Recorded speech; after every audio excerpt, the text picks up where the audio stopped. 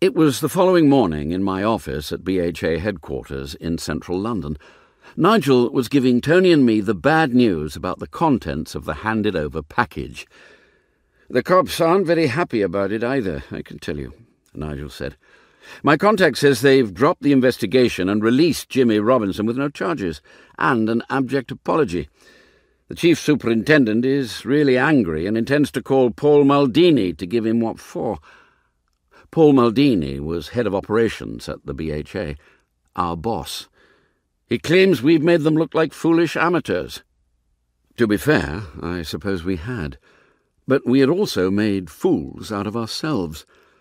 Nigel had received a tip-off from one of his regular cluster of covert informants that Jimmy Robinson was again dealing in drugs.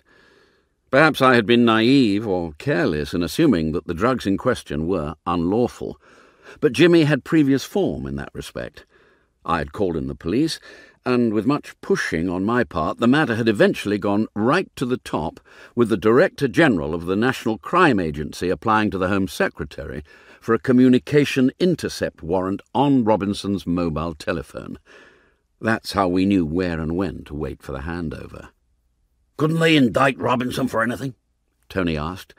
"Purchasing medicines without a prescription?" Nigel raised his eyebrows. "It's hardly grand theft auto. You or I could do the same on the internet."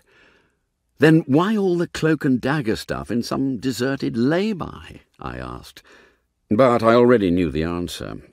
Whereas the drugs purchased may have not been illegal according to the Misuse of Drugs Act, both diuretics and laxatives were banned substances for jockeys under the rules of racing.